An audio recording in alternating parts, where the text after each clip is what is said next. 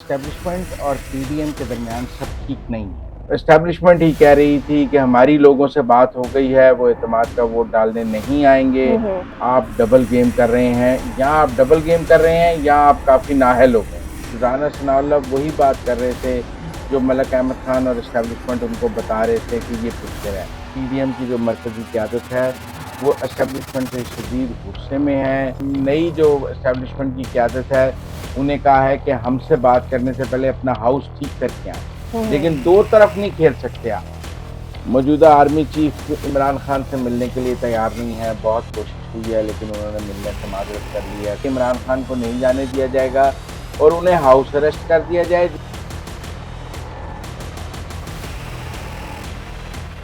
अस्सलाम वालेकुम, मुझे कहते हैं सोबिया अशरफ और आप देख रहे हैं प्रोग्राम अंदर की बात मुज़म्मिल सोहरवर्दी के साथ। आज के सवाल कि पीडीएम और इस्टेब्लिशमेंट के दरमियान ताल्लुकात क्या पहले से कम हो गए हैं, कमज़ोर हो गए हैं और इनके दरमियान गिले-शिकवों की कहानी क्या है? और सेकंड सवाल कि आखिर इमरान खान और नए आर्मी चीफ के दरमियान ताल्लुकात के हवाले से जो बैकडोर खबरें चल रही हैं राब्तों को बहाल करने के लिए उसकी अंदर की बात क्या है, वो भी मुज़म्मिल साहब से पूछेंगे।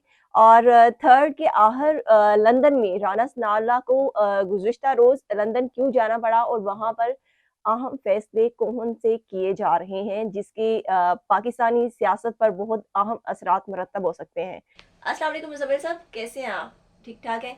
अच्छा, पहले तो हमें अंदर की अपडेट्स बताएँ कि आखिर नई एस्टेब्लिशमेंट और पीडीएम के ताल्लुकात जो हैं, वो कैसे जा रहे हैं? और उनके दरमियान जो गिले-शिकवे की जो खबर आ रही है, वो क्या है? आखिर पीडीएम और नई एस्टेब्लिशमेंट के दरमियान गिले-शिकवे कौन-कौन से चल रहे हैं? लेते हैं एस्टेब्लिशमेंट की। जी, जी।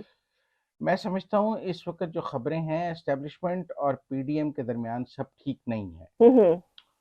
पहली दफ़ा पिछले 8 माह में ऐसा हुआ है। वैसे तो जनरल बाजवा के दौर में गिले-शिकवे मौजूद थे, लेकिन ताल्लुकात में तनाव या इस तरह जो है कशीदगी नहीं थी। हुँ, हुँ। लेकिन इस वक़्त पीडीएम की हुकूमत और एस्टेब्लिशमेंट के दरमियान एक गुस्सा, एक गिला-शिकवा और कशीदगी मौजूद है। हुँ, हुँ। इस बात की तस्दीक हुई है कि क्या पंजाब ये कैब कशीदगी जो है वो पंजाब असेंबली टूटने से पैदा हुई? पंजाब और केपी दोनों। देखें, ये प्रोजेक्ट के एस्टेब्लिशमेंट ने अपने ज़िम्मे लिया था हुँ, कि हुँ। हम असेंबलियाँ नहीं टूटने देंगे। और ये पीडीएम की पहले दिन से ये थी कि अगर ये असेंबलियाँ बच नहीं सकती, हुँ, तो हुँ। नैरेटिव बनाया जाए कि ये टूटती हैं तो टूट जाएँ। लेकिन एस्टेब्लिशमेंट असेंबलियाँ बचाने के चक्कर में थी। एस्टेब्लिशमेंट ने ही गवर्नर पंजाब से कहा कि आप एतमाद के वोट का खत लिखें। एस्टेब्लिशमेंट ही कह रही थी कि हमारी लोगों से बात हो गई है, वो एतमाद का वोट डालने नहीं आएंगे। हुँ, हुँ। और एस्टेब्लिशमेंट के ये तमाम दावे और ये तमाम बातें जो हैं वो गलत साबित हुई। लोग भी पूरे आ गए और वो सारा खेल चौपट हो गया, जिस पर पीडीएम एस्टेब्लिशमेंट से बहुत नाराज है। उनकी राय में आप डबल गेम कर रहे हैं, या आप काफी नाअहल हो गए हैं। अच्छा, कहा जा रहा है ये जो 35 इस्तीफे जो कबूल किए गए हैं कौमी असेंबली में, ये बेसिकली पीडीएम की तरफ से जवाब दिया गया है एस्टेब्लिशमेंट को? एस्टेब्लिशमेंट को भी जवाब है और इमरान खान को भी जवाब है कि सियासी बात को सियासी में किया जाए, लेकिन हम एस्टेब्लिशमेंट की बात पहले कर लें। हुँ, हुँ। देखिए, एस्टेब्लिशमेंट की तरफ से तो एस्टेब्लिशमेंट बात कर रही थी। पीडीएम की तरफ से पंजाब में मलक अहमद खान बात कर रहे थे। मलक अहमद खान सब अच्छा की रिपोर्ट देते रहे पीडीएम को, मुस्लिम लीग नून की क़यादत को, और एंड पे सब अच्छा ना निकला तो गुस्सा मलक अहमद खान पर भी काफ़ी निकला है। हुँ, हुँ। राना सनाउल्लाह पर तो ऐसे ही सब कह रहे हैं गुस्सा है, क्योंकि राना सनाउल्लाह वही बात कर रहे थे जो मलक अहमद खान और एस्टेब्लिशमेंट उनको बता रहे थे कि ये पिक्चर है। हुँ, अब हुँ। वो पिक्चर गलत थी, तो उसके नतीजे में राना सनाउल्लाह को एम्बैरेसमेंट हुई, जिसका राना सनाउल्लाह को भी गुस्सा है, शहबाज शरीफ को भी गुस्सा है, आसिफ जरदारी साहब को भी गुस्सा है और मौलाना फजलुर रहमान साहब को भी गुस्सा है। हुँ, ये हुँ। गुस्सा सिर्फ अकेली मुस्लिम लीग नून को नहीं है, क्योंकि जरदारी साहब ने भी लाहौर के चक्कर लगाए। तो लिहाजा ये सब इस वक़्त पीडीएम की जो मरकज़ी क़यादत है, वो एस्टेब्लिशमेंट से शदीद गुस्से में है हुँ, हुँ। और ये उनको गिला है कि आप हमारे साथ फेयर नहीं हैं।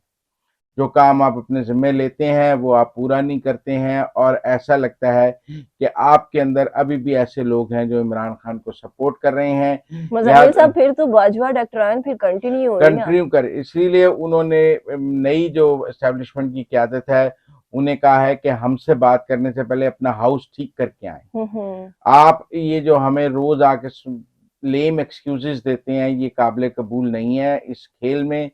या तो आप इमरान खान के साथ जाके खड़े हो जाएँ। तो हम्म। हमें आप पहले भी 4 साल इमरान खान के साथ खड़े रहे, तो हमने आपका मुकाबला किया है। आप आज भी इमरान खान के साथ जाके खड़े होना चाहते हैं, तो हमें बता दें। हम्म। लेकिन दो तरफ नहीं खेल सकते आप। एस्टैब्लिशमेंट को ये वाज़ेह किया गया है कि अगर आपने दो तरफ खेलना है, तो हम्म। फिर पीडीएम को भी दो तरफ खेलने की इजाज़त होनी चाहिए।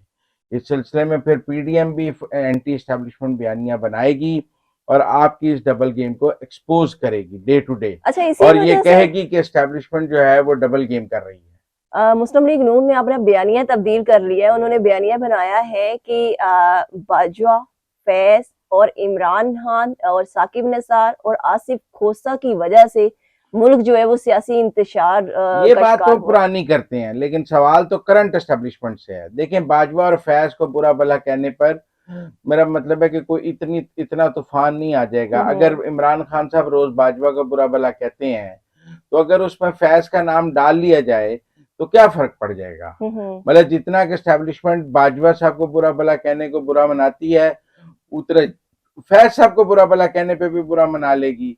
हम्म। फैज साहब ऐसे ही एक मुकद्दस गाय बने हुए हैं कि उनके बारे में कोई बात नहीं करता, और सारी जो गालियां हैं वो बाजवा साहब को पड़ रही हैं, हालांकि दोनों ने मिलकर किया हुआ सब कुछ। तो हम्म। लिहाजा अगर मुस्लिम लीग नून उसमें फैज साहब का नाम ऐड करना चाहती है, या साकिब निसार का ऐड करना चाहती है, या दो जजेस साहब का ऐड करना चाहती है, तो ये कोई ऐसी बात नहीं है। हम्म। लेकिन इख्तलाफात तो मौजूदा एस्टेब्लिशमेंट के साथ हैं।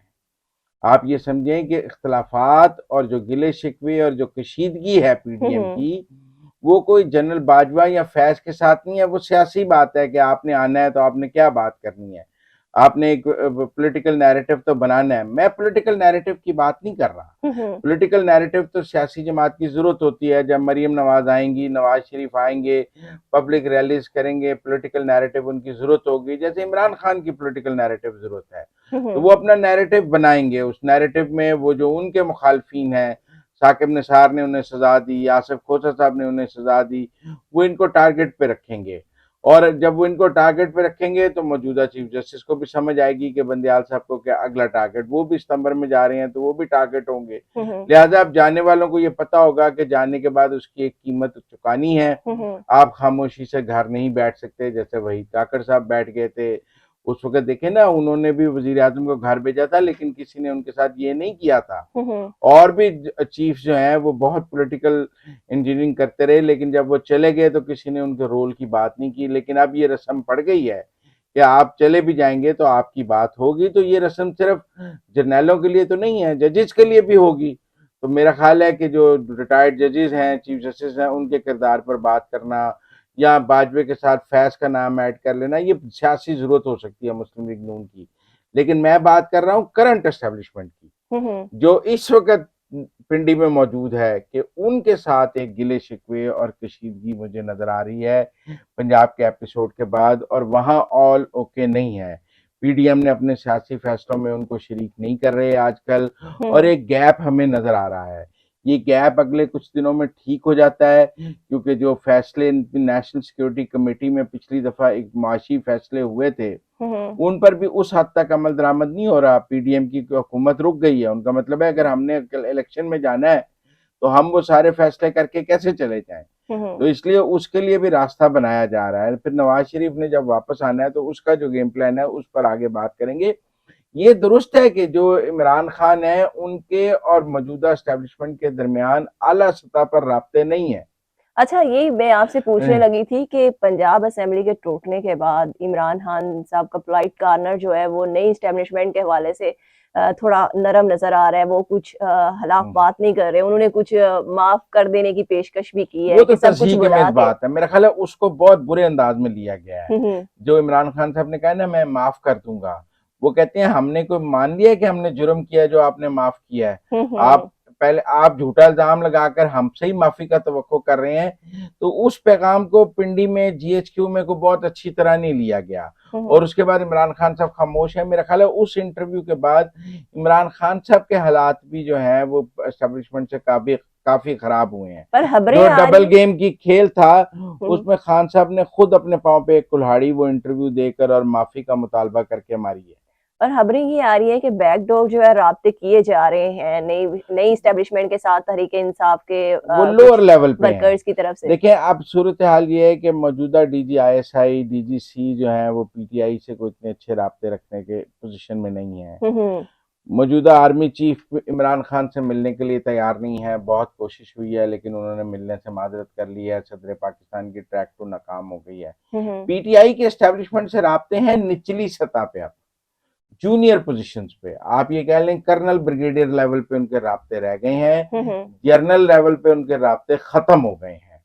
अब उनको जो एक ब्रेक थ्रू चाहिए, वो जो कर्नल ब्रिगेडियर उनसे बात करते हैं वो ऊपर कैसे पहुंचती है, जवाब कैसा आता है, पीटीआई को उसमें बहुत मुश्किलात हो रही हैं। हम्म इमरान खान साहब को तो आदत है डायरेक्ट ऊपर बात करने की, लेकिन आजकल कोई डायरेक्ट ऊपर उनसे बात नहीं कर रहा क्योंकि वो बात करके उसको आम कर देते हैं। लिहाजा उनसे बहुत जूनियर सतह पर बराह रास्त भी नहीं बिलवास्ता बातचीत हो रही है। हम्म मैं इमरान खान साहब की ये बात नहीं मानता कि उनका एस्टेब्लिशमेंट से राब्ता नहीं है। राब्ता जूनियर पोजीशन पर और बिलवास्ता है। हम्म। कोई उनसे डायरेक्ट बात करने से जरा आजकल डरता है।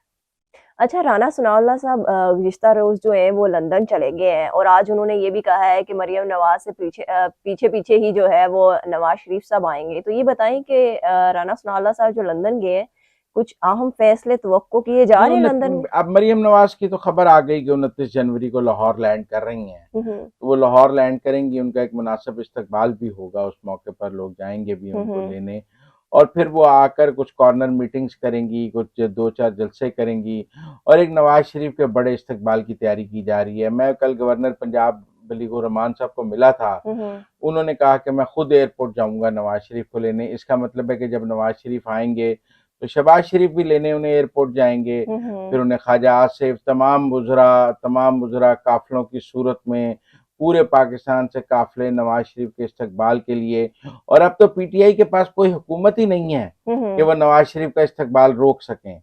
अब तो मेरा मतलब है इमरान खान के वहां जाने पर पाबंदी लग सकती है कि हुँ, वो हुँ। ये कहा जाए कि इमरान खान को नहीं जाने दिया जाएगा और उन्हें हाउस अरेस्ट कर दिया जाए जिस दिन वो नवाज शरीफ आ रहे हों, ताकि कोई बलवा ना हो सके, कुछ ना हो सके।